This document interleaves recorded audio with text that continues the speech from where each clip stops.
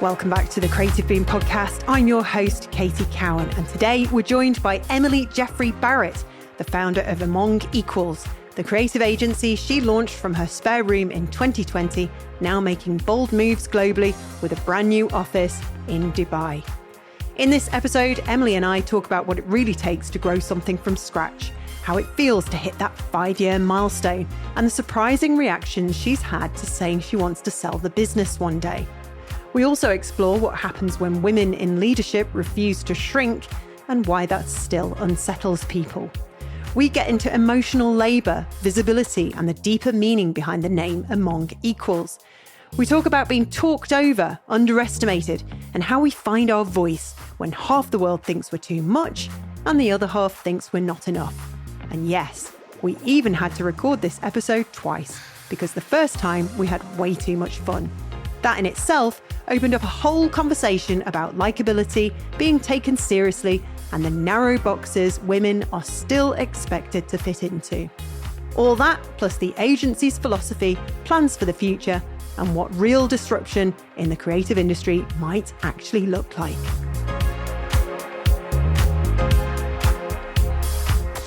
This season of the Creative Boom podcast is proudly sponsored by the School of Communication Arts, the most awarded ad school in the world. And now they've launched something truly exciting, SCA Online Portfolio. It's a new, fully online course designed to make creative education more inclusive, accessible, and flexible. Whether you're just starting out or switching careers, you'll learn how to build a jaw-dropping portfolio that opens doors, all guided by award-winning mentors from the creative industries. You'll get real briefs, live feedback, and support from a community that genuinely wants to see you thrive. And the best part, you can do it all remotely, at your own pace, from anywhere in the world. So if you've been dreaming of breaking into advertising or design, but didn't know where to start, this is your moment. Check out SCA Online Portfolio now at schoolcommunicationarts.com. And guess what? We're offering a £500 discount to our Creative Boom listeners. Just use the code BOOM500 at checkout. We are talking today about building Among Equals with the lovely Emily Jeffrey-Barrett, about showing up, selling up, and saying the quiet parts out loud. I'm really excited to get into this. Thanks for joining us today. Oh, thanks so much, Katie. Thank you for having me. I've been looking forward to this. Absolutely. So you are celebrating 5 years of Among Equals. How does it feel to reach that milestone? It's pretty amazing. I mean, tomorrow is actually our official birthday, so we'll be having a party if you're around. But yeah, it's like in some ways it feels like it's been a lot longer than 5 years, and in other ways it feels like we're just getting started.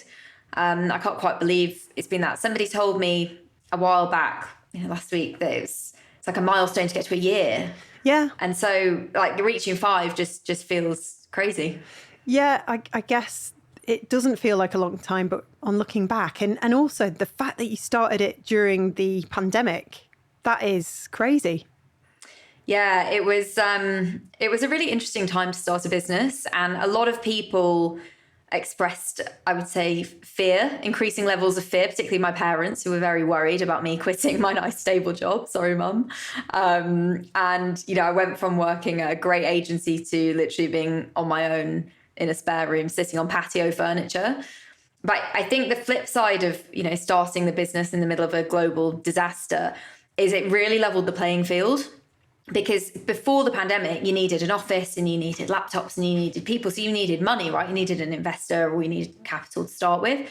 Whereas during the pandemic, like everybody was in the same boat. So, if working from patio furniture on a laptop was good enough for like the CEO of Unilever, it's good enough for me. So I'm really glad that I did it. It was kind of like the Great Reset, wasn't it? It sort of changed our expectations of how to work and what could be accomplished, definitely overnight.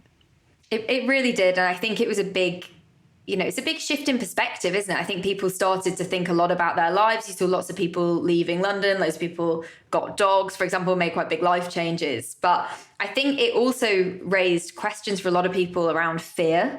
It was a time of pervasive fear everywhere, I think, and uncertainty. And certainly for me, in a lot of ways, the agency was born out of a fear that, another 5-10 years would go by and I wouldn't have started this business that I'd always wanted to. So yeah, looking back, thanks COVID, it was a good catalyst for me. Obviously, had many downsides, and I hope that we never have to go through that again. Oh, God, yeah. I mean, I feel guilt for looking back on that era and thinking that was really good for me as well. It was when I sort of focused full time on Creative Boom. But it's true what you say. The fear shifted from being something that we were afraid of doing and going for to, oh my goodness, what happens if I don't actually do this, and go for it. Yeah, exactly. And I think what it also did was show that there is never a perfect time. So I'd been wanting to set my own business up for years and years. And I kept thinking, oh, when I reach this point, or when I've worked on a project of this size, or when I know this, or when I have this much money. But, you could just keep waiting, and it might be the day after you do it, we get another pandemic. So I think that's been a really big lesson for me. If you want to do something, go for it. Like, the worst that can happen is it doesn't work out, but it's always better to try. You didn't decide to leave London, buy a camper van and travel around Europe for 5 years then. I mean, what drove you to sort of build something and work really hard and probably sacrifice a lot of time and energy along the way? I think I've always wanted to have my own business. I think looking back, probably for ex-bosses of mine, in a lot of ways, I was probably a bit of a nightmare. And I'm very goal focused as well. So having this goal of wanting to build something, I've always been very transparent that I've always wanted to just build the business, grow it and sell it. That has been a big goal of mine that is, it's always quite surprising. I saw you look a little bit surprised. It's always quite surprising for people, I think, especially in our industry when I say that. But I just was really excited by the potential of having this kind of big project. And actually, probably how I felt in COVID, I'm somebody who likes to be out all the time. I'm always talking to people. To then go from that to being inside all the time and kind of sheltered away really gave me the need to get my teeth stuck into something. Do you think it's still a bit controversial then in that case to say that you want to build an agency and sell it? I think so, yeah. I think there are a few reasons for that. I think in our industry, often the work is the ends versus the means, if that makes sense. So people start an agency so that they can do exceptional work. And I absolutely want to do that. And I really want Among Equals to be, the place where people come to do the best work of their career. But for me, the work in itself is not the end. Like, it's the means to building something that's bigger. It's the means to clients achieving things that are bigger for them as well. We work with a lot of startups and scale-ups, and, the creativity has commercial impacts and commercial results for them. So I've never kind of separated the two sides, the creative and the commercial. And it's been a really interesting journey for me personally as well. My background is creative, right? I did the classic industry thing. I studied English lit, and then I became a copywriter, and I always loved that, and I still love writing, and I'm still very involved in the work. But actually the thing that gives me the greatest joy now is running the business. That's what I get a real kick out of. I can imagine you're somebody who doesn't sit still, so having all of those different tasks and every day being completely different, it really motivates you and keeps you happy. It really does. And I think my team will tell you I don't do a very good job on this. I do try to kind of keep a check on myself a bit for my team, because I appreciate not everyone has signed up to the insane levels of stress and busyness that I have. But yeah, I love being busy. I love working across different things. I love meeting new people. All of that type of really high stimulation I just get constantly. And it brings its stresses, but I wouldn't change it for anything. I was talking to my husband this weekend, as you do on bank holidays, and he was saying, well, what are you going to do when you've sold the business? Like, we could go around the world, we could move to Italy. And I was like, have you met me? Like, what do you mean? What am I going to do? I'm going to go get a job in some massive agency somewhere, and I'll work within the system, and that'll be really exciting because I've never done that. So yeah, poor thing stuck with me now. A partner of a large design firm one day, that kind of thing. Because I suppose you the sort of person that thinks, right, what goal can I achieve next? And I'll work towards that. And then when it's done, it's like, okay, that's done. What's next? Yeah, very much so. And I think that's probably why, in a lot of ways, I didn't love school, but what I did really like was the exam system. Right, God, I'm really coming across as a dweeb. Yeah, I really loved having this end point to the year, right, that you build up to, and then after that you've got the relief and you've got the summer holidays. So having kind of cycles in your life, even in a week, right? I hate Monday, but I love Friday. So yes. The motivator. Having those constant beats and rhythms in your life, I think, is important for me. Do you have an app that has a satisfying tick box thing I imagine No, you what's do. that? Well, I have an app called Things, which is available on the Mac. And it's so satisfying because when you've completed a task, you just click the box next to it and it disappears into your logbook. Oh, okay. I don't have that. I'm not actually, except in kind of the rare moments where I think, oh my God, how am I going to get through everything? I'm not that big on to-do lists and stuff like that. Are you really not? How do you stay organised? I just have it all plugged into my head. All in your head? Yeah. God.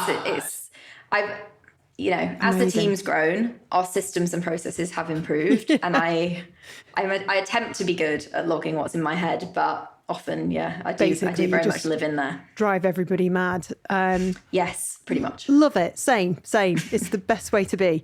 Do you have a 5-year business plan? I do, actually, yeah. I do, Casey. Wow, I'm surprised. This is amazing. Well, again, one of the first things I did when I set the business up was sit down and figure out, right, if I want to sell in 10 years, for example, where do I want to get to in 10 years? And then I worked back from that. I'm very methodical in how I work through things, despite it being in my head. So yeah, absolutely. I know where I want to be in 5 years. I know where I want to be this time next year. I did a really great exercise, actually, that my coach gave me. I don't know if you've ever done this, where it was at Christmas last year. He said, right, imagine it's Christmas 2026 and you're writing a letter to your current self. What does it say? And I wrote that, and I literally went into detail of like, this is everything that's happened this year. This is exactly how it's going, blah, blah, with like financials attached to everything. That became our business plan for this year. And we're completely on track for it. That's incredible. I'm going to do that. So it's really powerful. So it would be for what, next year, Christmas 2026? Or you could do it right now. So you could say, right, it's May 27th, 2027. Is that right? Yeah. 2020. And you'll write. Yeah. 2 years time. Yeah. Yeah. 1 year. Oh, yeah. 2 years time. No, 1 year's time. Oh, 1 year, 2026. Sorry, I thought it was 2026. It's not. God, we're getting ahead of ourselves. I just said I'm methodical and I have everything in my head. I should just look at a calendar tonight. But yeah, if you imagine it's May 2026. Yes. And you're writing a letter to Katie today. Yes. To say, this is what's happened in the last 12 months. Okay. You sold Creative Boom. You're lying on a beach and you've like sent a video WhatsApp message to Emily Jeffrey-Barrett saying, what the hell do I do now with my life? Exactly. And then I say, come and work with me. I love it. No, I mean, in all seriousness, that's really clever because it does make you actually have a vision of where you want to be and then work backwards. And then it becomes realistic and it's one step after the other. Because if we think about the task in front of us from the start, it can be too overwhelming, can't it?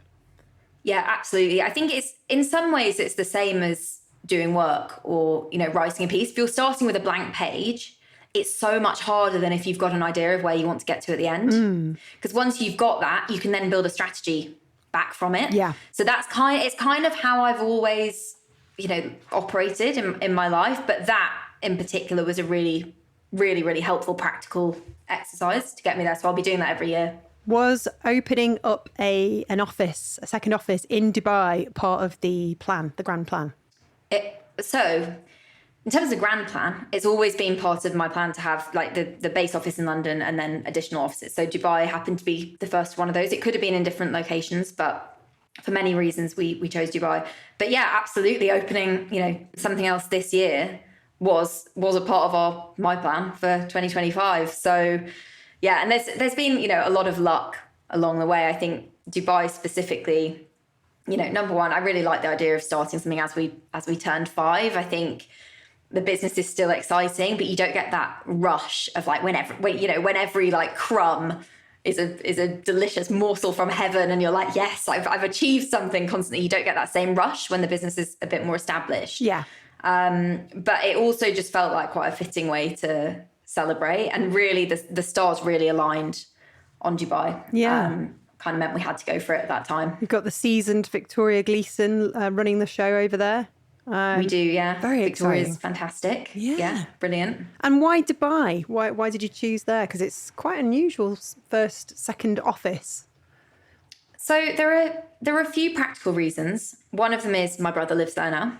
So I've been going out more. I'd never been there before 2023. Another is I've got a stake in a business out there that an ex-colleague of mine set up.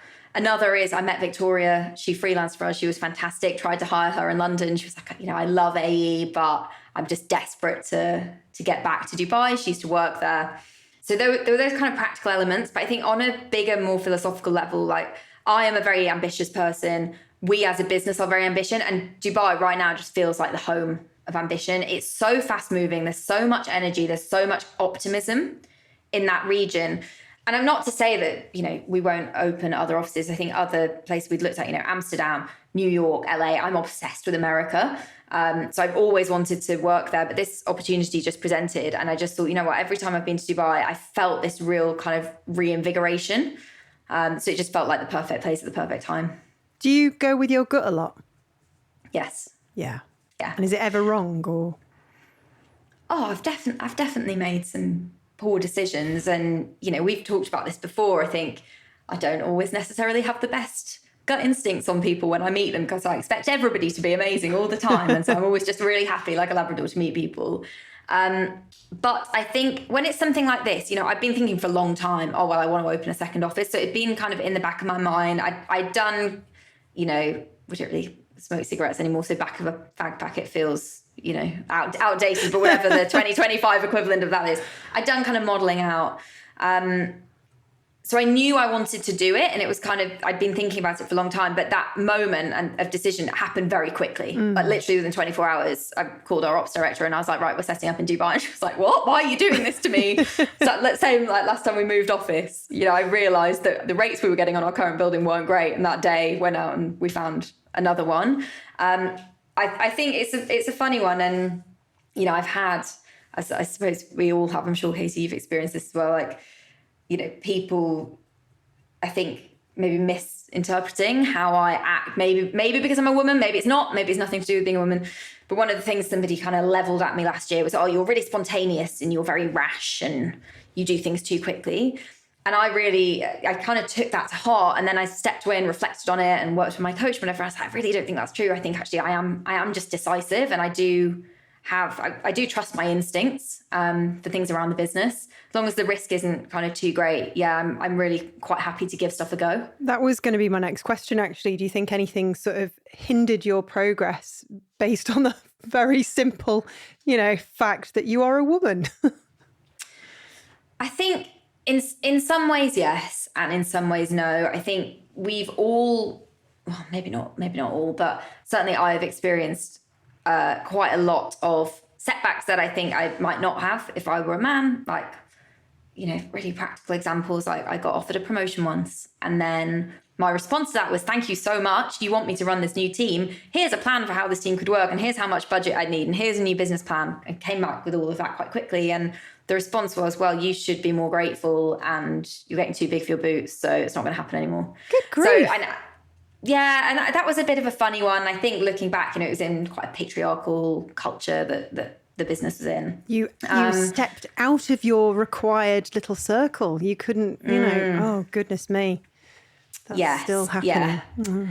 Yeah. But I think it's, you know, in other ways, it's kind of spurred me on. And I've been really lucky to have worked with a lot of incredible people who've really, really supported me, and either, you know, looked past is a terrible way of saying it, either actively just kind of it's been irrelevant, like being a woman, or they've really embraced it and they've been like, this is great. And actually, you know, it's quite unusual. What's the statistic? 0.1% of creative agencies are owned by women. Yeah, right. So very small. Even just showing up as a woman who owns an agency is already quite unusual and quite surprising to a lot of people, let alone when I say, oh yeah, I want to sell it in the next 5 to 7 years and then go get a really aggressive job. Yeah, I think in a lot of ways, things that feel normal to me are quite unusual on paper. It's frustrating as well, because I've met you, we've chatted before. You're a wonderful person. You're very good fun. Aww, and fun. so are you. Oh, come on, I know. But you're great fun. And I think you and I have talked about this off mic, in that if you don't mind me saying, you're a character, and that's a wonderful thing. You've got a lot of personality. And I think there is, you know, if I'm putting words into your mouth, just tell me to shut up. But it feels like if you are somebody with personality, you happen to be a woman, with other women, some men, some women as well, obviously, but it can hinder you. It can make you have responses like, oh, you're being too big for your boots. I'm not going to take you seriously because you're always larking about. It's just absurd. What I would like to know is, how do I have to behave, and how do I have to act to be able to get on in this industry? That's what I would like to know. And then if you could put it on a postcard and send it to Creative Boom, Manchester, that would be great, because all I've ever known is me, and I just be me. And it's worked in my favour, but it's also gone against me. I mean, have you had a similar experience? Yeah, I mean, multiple. And this has been probably the biggest question that I've been wrestling with for the last year. I think you can try all you want to contort yourself into other people's expectations, or to change the way that you are to sort of adhere to a distorted version that somebody else has of reality. And I've tried it all. So I've tried being really confident and really clear and just showing up, and then you get told that you're too big for your boots. I've tried just showing up as myself in a kind of cheeky, jokey way. And I think that gets misinterpreted as, you're not serious, or mature enough. You're a bit, somebody said I was a bit flighty last year, or this was last year. Like, you're not mature enough, or, you're just a bit silly and a bit frivolous. Or you can be quite like serious and really thoughtful and really communicate kind of what's inside you. And then it's like, oh no, you're too emotional. And I just got to the point, it was like, you can't win. If you're trying to be something for somebody else, you are just going to lose every single time. Mm-hmm. And a really powerful realization for me, in the last sort of probably even 6 months, was if I'm in a room and somebody isn't listening to me, then I'm in the wrong room. Yeah. And that has been a really profound change in my mindset. It's also quite a frightening thing when you own a business. If you win a client, or you're pitching and you like really want the project, and you kind of, it's quite tempting to say what people want to hear. And I've really stopped doing that, because it doesn't lead to good outcomes for anyone. And if somebody doesn't want to work with me and they would rather work with somebody who is different in any different kind of way, then good for them. I hope they find that person. But I just want to work with people who kind of respect me and want me and want my team for what we have to offer. It's a lesson that I keep having to come back to, and I keep forgetting. It's I was always taught by my father, actually, business is about people. And if you just be yourself, warts and all the daft silliness that is Katie Cowan, then some people will find you, yes, absurd and too silly, because they are very different. But then actually I found, for the most part, it's done me proud. It's made me memorable, and it's allowed me to develop relationships with good people. And everybody else can frankly go to hell. Yeah, I agree. I mean, I always got taught I could say anything I wanted to anyone as long as I was polite. Oh, of course. I think that's certainly, but that's not something that a lot of people feel. I don't think people do feel that they could walk up to, my mind's gone blank, but somebody who is deemed as like, a celebrity of our industry. Katie Cowan, exactly. People don't feel they could walk up to Katie Cowan at D&AD and... She's taking the mick, dear listeners. I'm not taking the mick. We met in real life in London, a part of a whirlwind tour around the D&AD festival earlier this month in May. I mean, I don't know when this is going out. I think it's in early June. But you're just a whirlwind, and you came and met me. And I just think that is so lovely, because London is big. And I said, I'm going to be here at this time. Do you want to come? And you did. Yeah. And I found you. And it was great. And we hugged and we laughed and we dreamed. I mean, we're there about 45 minutes. Katie, we packed a lot in, didn't we? We did. It was fab. And this is what I'm talking about. It's showing up as yourself, and, people who are nice and who enjoy the company of other people who are nice. It just works. And it's done you proud for 5 years of Among Equals. You must be doing something right. Yeah, I hope so. We definitely win a lot of work, I think, from people who just get the sense that they'd like to work with us. Yeah. Like the whole team is super, super collaborative, very friendly. Our clients have become friends. You're also talented. You're very talented. Thank you, Katie. One of the things I'm trying to work on is not talking myself down, but I we all still do find it awkward. But we all do it, don't we? Is it a British thing? Is it a female thing? I don't know. I was talking earlier about that very conundrum. Is it because we're women, or is it because we're from the UK? I don't have an answer. But the thing is, if you weren't that way, you might come across, and this is what annoys me, you might come across as overconfident. Mm-hmm. And, she really thinks of herself as something special, doesn't she? We've all had that before, haven't we? We have. I mean, a friend of mine, incredibly talented, she got told explicitly on a piece of paper once to get back in her box. Because I think if we're honest, she was making other people feel bad because she was so good. She wasn't being horrible to anybody. She wasn't doing anything, but she was just showing up and just dazzling people. And yeah, it created kind of envy and bad feeling in people. But I think one of the things I'm really actively trying to work on is not shying away from positives. And, you know, as a bit of a sidebar, I don't know how much you know about NLP therapy. No, I don't know anything at all. Tell all. So it's neuro-linguistic programming. So it's, you know, I describe it as hypnotism. There's a lot more that goes into it than that. But I started skiing for the first time 2.5 years ago. And I was absolutely terrified. I've never been more frightened in my life. And after about 2 years and multiple lessons, my teacher said, this can't go on. You've got to go and have some NLP that his wife had to do her ski instructor test. So I went and did it. And like, number one, it's cured me. And my therapist is amazing. She's the mother of our creative strategy director, if anyone's looking for one. But the most important thing that she taught me was the power of language. So if you go out there and say, oh, I'm bad at skiing, or I'm shit at presenting, or I'm not good enough, or I'm annoying, or whatever, literally you create neural pathways in your brain. And the more you say it, the deeper those pathways get. So if you change that and you say, actually, I really enjoy skiing and I'm really good at it for my level, even just those simple things of repeating it again and again, it really, really does make a difference. And that's not me being like, oh, the universe has answered my prayers. That's science. No, it's great. I mean, it's the same with pain. When you have a sort of episode with pain, your brain is so incredible that it builds neural pathways to say, oh, that's a problem. And so that's why pain lingers long after you're better. I mean, we probably don't know half of even a fraction of what the brain is capable of. So I believe it. I also think if you want to learn to ski or snowboard, get an instructor, because apparently the way female brains are is we do better from watching somebody demonstrate right in front of us.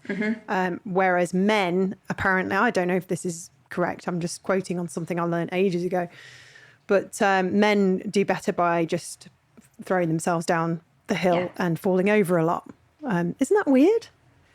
I think it is weird, but from experience, that's certainly my experience and I love the fact that you tell me to get an instructor, like you don't think I have 8 hours of lessons every day. And I just assume you threw yourself down the hill. Oh no, Katie, I couldn't move. Anyway, we don't have time to go into my feelings. No, we do not. Skiing. No, snowboarding, similar thing.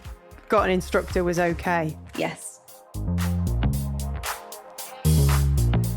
This episode of the Creative Boom podcast is supported by the School of Communication Arts, the most awarded ad school in the world. Their brand new SCA online portfolio course gives you the tools, mentorship, and industry-ready briefs to help you break into the creative world, wherever you are.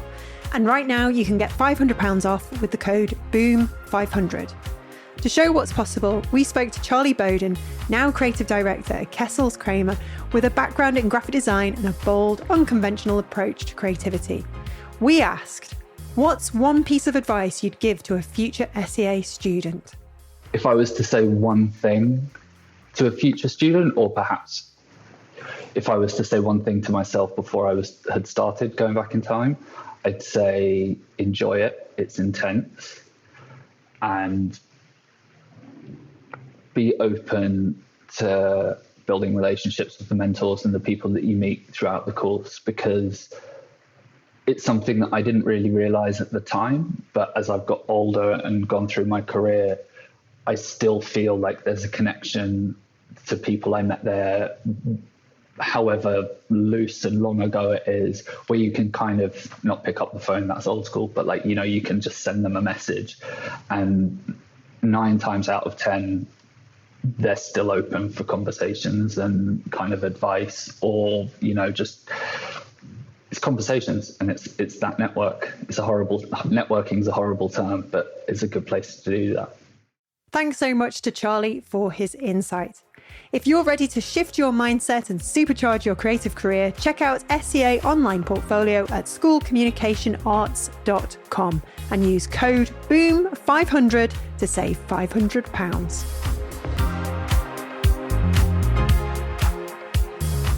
Now, speaking of being taken seriously, we are recording this the second time round, aren't we? We are. It's my fault because I didn't expect us to get on so well. And we did, like a house on fire, and spent half an hour of the last recording just basically mucking about. I wouldn't say it's all your fault. You know, it takes two to muck about.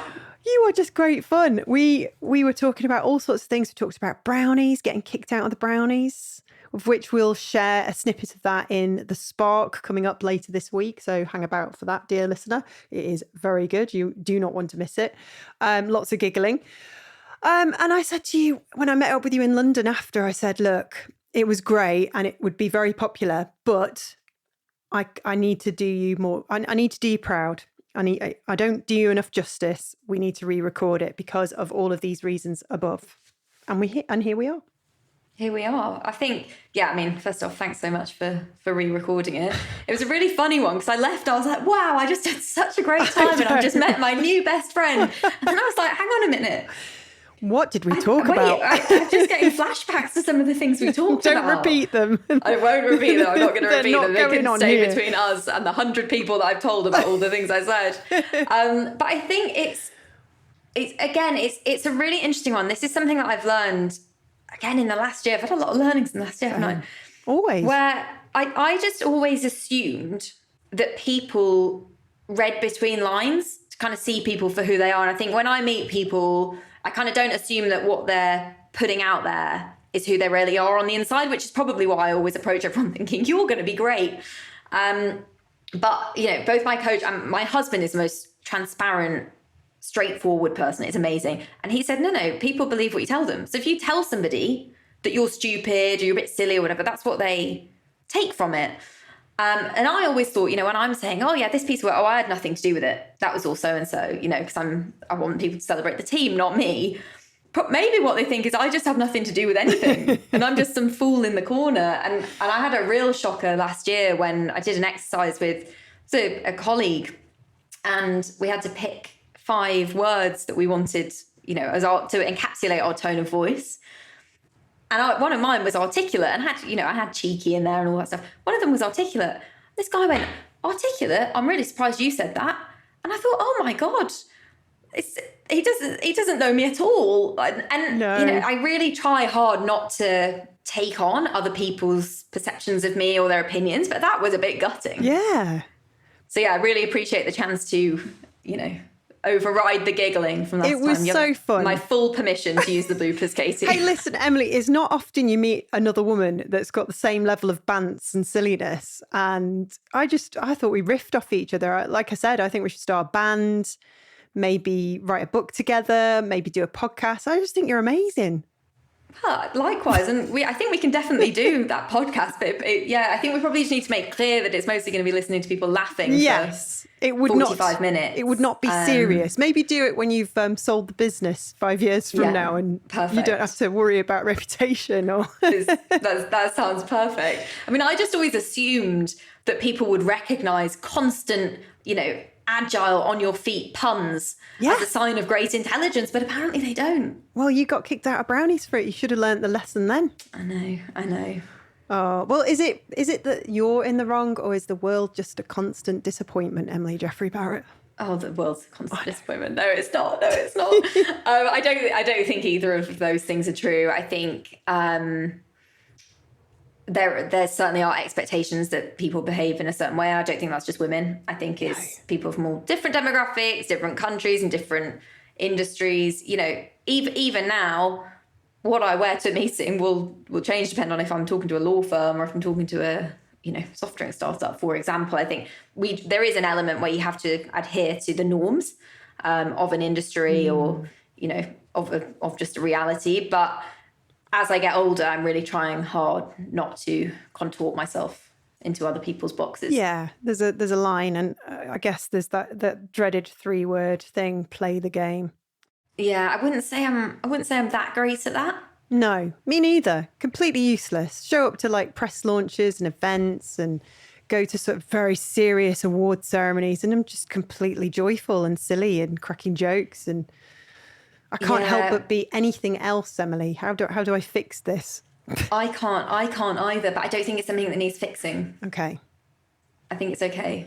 All right. I'll carry on being wonderful daft me, and I hope you carry on being wonderful. I'm not going to say daft, but wonderful you. I don't mind daft. Oh, you know, it's a northern thing. Northern, it's a sign of affection, isn't it? It is. It really is. And that's the thing. Not everyone's northern. So goodness knows how many people out there think I insulted them that one time because I said, "Oh, you're lovely and daft, aren't you?" Moving swiftly on. So yeah, it's tough being a woman and being in business. We have to sort of almost be, you know, we've talked about this. You have to sort of be taken seriously. But then you also, oh my God, it's like that speech in Barbie, isn't it? At the end. I haven't seen it. Have you not seen Barbie? No, I'm a bit funny with films because I worry that I will get bored. Yeah. I mean, it wasn't perfect. It was entertaining. Yeah. Not even just Barbie. I think, you know, as discussed, I have a need for lots of stimulation. TV so series. I worry if I get, I love TV, but if I get locked into a 2-hour cinema experience and I don't like the film, then that's going to be a tough call. Yeah, then I have to disappear into the mind caravan and think about work, you know. The mind caravan. This is a new phrase. It's like a mind palace, but more representative. Do you have a caravan? I used to, actually, growing up. Oh, lovely. Oh, I've got a camper van now, so... Oh, see, we're just going off on tangents again. It's just we what are, happens. sorry. Apologies. Back to the official question list, Katie. Okay, the next question is... The name Among Equals feels intentional and powerful. What does it mean to you? Oh, that's a lovely question. Thank you. Thank you. I prepared. It's really nice. Thank you. So Among Equals really comes from the fact that we are hyper collaborative. So internally, we're very, very flat as a structure. Everybody has a voice. Everybody's listened to. We've got, you know, internal schemes like the Idea Fund where anybody can come up with an idea for anything, pitch it out. And if something goes live, you get a bonus. Wow. And that doesn't matter who you are, what department you're in, anything like that. But we're also really, really collaborative with clients. I've worked with businesses in the past where, you know, they've had or currently do have other agencies and they've been frightened of those agencies. And I just always thought that was mad. Like, why wouldn't you want to get on with people? So I've never been, I don't want to use the word arrogant, but I'm going to use it. I've never been kind of arrogant enough to assume that I know more about a client's business or industry than they do. I think they bring a lot of insight to the table. We bring an understanding of brands and how brands need to work and how you can cut through.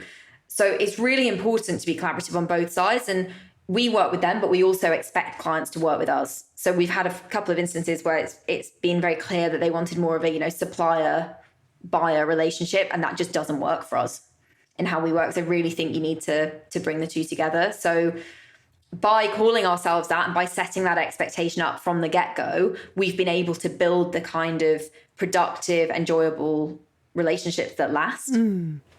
Yeah, I think it's all about partnership, isn't it? Otherwise, if you haven't got that trust and collaboration, then you're not really going to achieve much, are you, really? Yeah, not at all. And I think there's nothing worse than going into a meeting to present work thinking, oh my God, is the client going to like it? Is it going to be a horrible meeting? I mean, I don't know about you, but I'm a bit of a people pleaser. So another bad habit I've had to unwind. But I think being more collaborative, you really get around that kind of horrible moment of expectation on both sides, actually, because it's quite frightening for clients. Especially, we work with a lot of startups and scale-ups. In a lot of cases, it's founders who are putting their own money behind this. Yeah. Can you imagine sitting there with a lot of money on the table? Oh my God, and you think, oh my God, I'm going to see this and it's going to be horrible. Yeah. Yeah, no, I get it. And do you know what? This is what I've always found really strange about pitching. Because how can you sort of just set a brief and then get loads of different studios and agencies to go in and pitch for the same thing when you haven't even had that opportunity to go through that collaborative, okay, let's sit down and talk about what problems you have. Let's research the business. It's so arrogant to assume that you could just rock up with an idea and... Yeah, it's a funny one. I think it's a bit of a double-edged sword because on one hand, you are absolutely right and you need to have quite a lot of information. So we do you know, creative pitching of both ideas and design sometimes, but we insist on having quite a lot of conversation with the clients before we put anything together just because it's really important. The other side of that, though, with pitching is that you don't need to do all of the careful kind of constraint and like practical systems that you need when you're coming up with real work. You know, if you're working on a consumer good, actually, you know that you've got 1,000 different things that you need to think about for a piece of packaging. Pitch, you don't need to do that. So you can really focus purely on the idea and the impact. And we've always had a particular approach to pitching, which is a little bit different. I think one of the reasons why I set up the agency was driven from frustration, really, with how past, places of work have operated. And one of those was pitching. And partly that was, being put in a room to pitch and then you never see the client again, which I always hated and clients hated. We don't do that.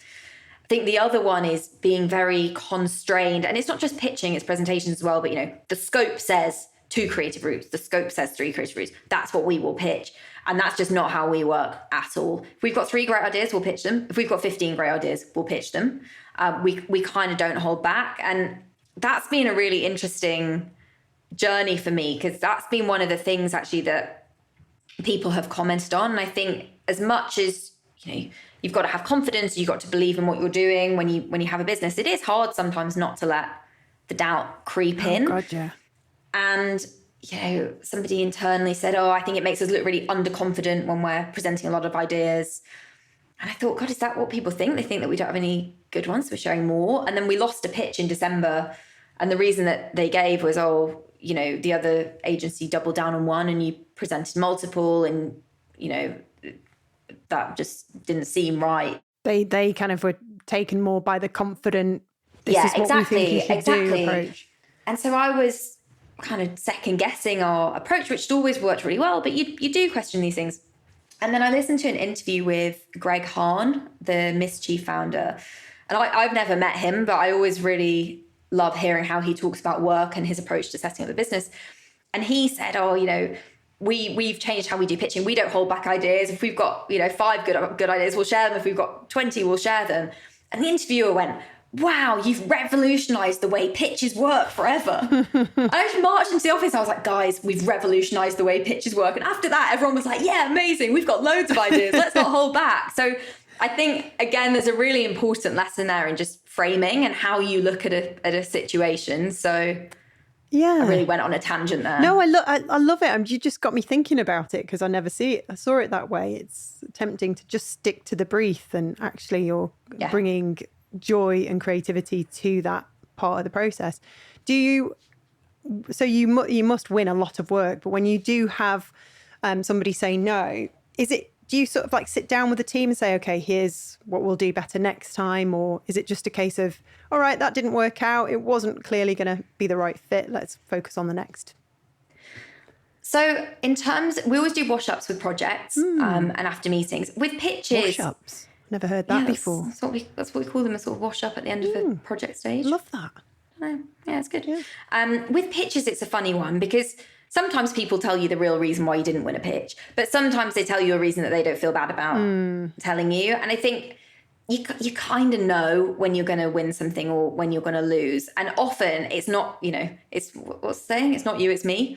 Often it's not really anything that you've done. It's just that somebody else has come in with something that's different, that's resonated better with the client. And felt like a better fit, maybe. I don't know. Exactly. 100%. And that doesn't mean there's anything wrong with your approach or how you would do it. It just means that they found a better partner. So I'm, obviously it's disappointing not to win work, but I always just think it's worked out for the best. Because for them, they found somebody that they're really happy with, they can do great work. And for us, like, something else will come along. And actually, everything you do is something else you don't do. Yeah. So that I just try to look at it like that. I guess every week just brings a different lesson and next step forward. Is that something that really motivates you? You just feel yourself getting better all the time? Let's rewire the neural pathways. Yes, I feel like I'm getting better all the time. You are. I definitely feel like I'm learning a lot. And I think in the last year, I've developed the ability to kind of step outside of the business and look at it in more of an analytical light, which has been really helpful. But definitely, the newness and the different things that kind of come down the track at me, that is a huge motivator for me, for sure. You've got the best job in the world, because you're driving forward this business, this idea, this passion, and steering it as you go. I mean, it is so motivating, isn't it? Yeah. I love it. I love it. And you're just I see sort of running a venture as you're just fixing one problem after the other. Yes. Yes, we are now at a point where we are at a place now where we can spot future problems and fix them before they start. But that's what's been really interesting about Dubai, actually, is I've got this kind of dual track going where the London business is much more established, much more grown up, and we've got all the systems and processes in place. Dubai, we're having conversations about, well, hang on, do we need to put this in place? Do we need to put this? I'm like, literally, guys, the priority order. Number 1, win work. Number 2, keep work. Number 3, everything else. Like, there's no point having a fancy cash flow system until we've got cash to put in it. So I still am getting my fix of that kind of the scrappy side of things. And Victoria's just absolutely killing it out there. She's being incredible. So yeah, lots of excitement for me on both sides. It's amazing, and a lot to think about. London and Dubai, and probably already got your sights set on another location in the next couple of years. It's all systems go. You've only got 5 years left. Oh, 5 to 7. All right, okay. So you've kind of given yourself some leeway. Giving myself a little bit, want to wait for the right time. And I also don't want to scare any clients who are like, they'll still be with us in 5 years' time. Oh, yeah, sorry. We're not going to sell and abandon anyone, for sure. No, and you don't even know if you will, because you might still be really enjoying it. Oh, I will. Oh, okay. People always say that to me. They're always like, oh, you might change your mind. You might change your mind. Oh, where have we heard that before? Exactly, where have we heard that before? I am extremely goal focused, and by having that goal I'm able to work back and have a plan that I can then stick to and make sure it happens. Without that, and I think if it kept drifting out, it would be extremely hard to keep going at the pace that we're going at. But I think it's also important for the team, like everybody within the business has equity in the agency. Everybody's involved in it, and I don't want to become one of those places where we keep saying, oh yeah, well, we'll sell next year. No, we won't. We're going to sell in 5 to 7 years. When it's right. And when it's right, but we will do it. What do you want to be remembered for? I mean, you're too young for this question, really, but what kind of legacy do you want to sort of be known as? The person that built various ventures, and what's the motivation behind doing this? So the selfish motivation is just that I enjoy it. Wow. So I don't think I'm going to be remembered for anything. Maybe I will wire the neural pathways. Maybe. I think if I could be remembered for anything, it would be for creating something that other people enjoyed being part of and working with. Like, it really matters to me that people have a good experience working at Among Equals. Yeah. The reason why I ask is because when people ask me that, I'm always like, well, what do you mean? I'm not bothered about a legacy. I just enjoy it.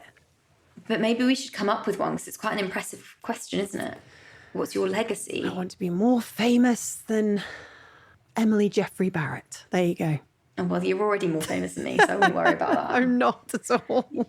Yeah, to be honest, and maybe this is something I need to change as part of my got to promote self better, but I just try not to think about myself too much at all. Yeah, same. I don't think it's the path to happiness. No. So if I'm feeling worried about something, or I'm like overthinking something that I'm doing, I'll just try to focus on fixing a problem or helping somebody else out, or I do that thing when people ask me questions, oh, you should do this. I'm like, I'm really not that interesting. Yeah. I don't think I'm very interesting either. It's not very good when you have to promote yourself, is it? I know, it's really difficult, and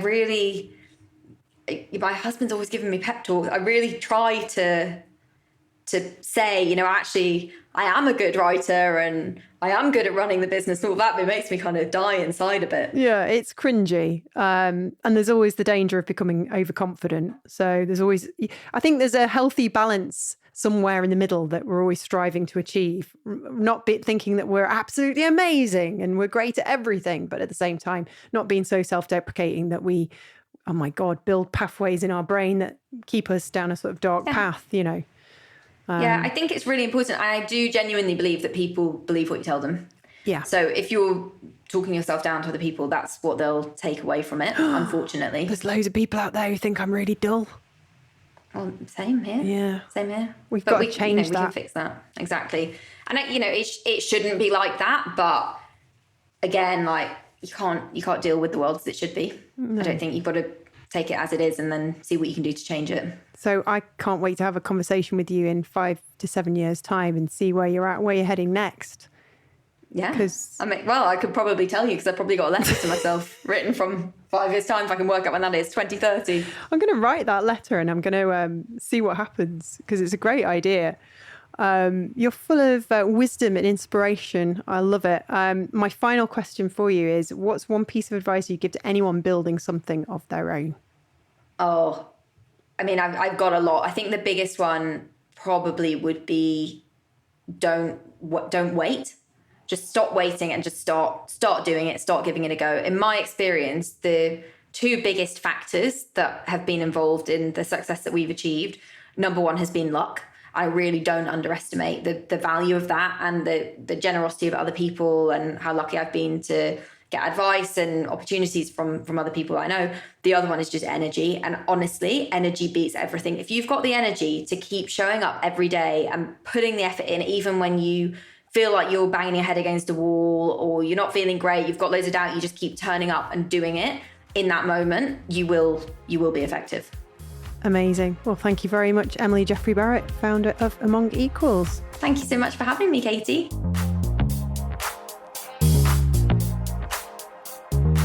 A huge thank you to our guest, Emily Jeffrey-Barrett, founder of Among Equals.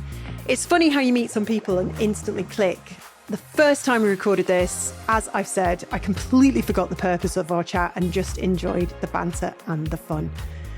But it was also a good personal reminder of the balance we often have to strike, especially as women, trying to be taken seriously while still being ourselves. It was great catching up with Emily in London, and I really am so appreciative of the opportunity to record this again. But make sure you tune in again this Thursday for The Spark, our bonus episode with Emily, where we'll share some of that glorious chaos from our first recording. And I'll ask a mix of questions from the utterly absurd to the deep and meaningful. And don't forget, if you'd like to subscribe, you can do so at creativeboom.com/podcast or find us wherever you get your fix. Thanks again for listening, and I'll see you next time. Big thanks to the School of Communication Arts for sponsoring this season of the Creative Boom podcast. Don't forget, their brand new SCA online portfolio course is now live. It's the perfect way to break into the creative industries from wherever you are. Real briefs, top mentors, one incredible opportunity. Visit schoolcommunicationarts.com to find out more. And to enjoy £500 off the price of the course, use our special code BOOM500 at checkout.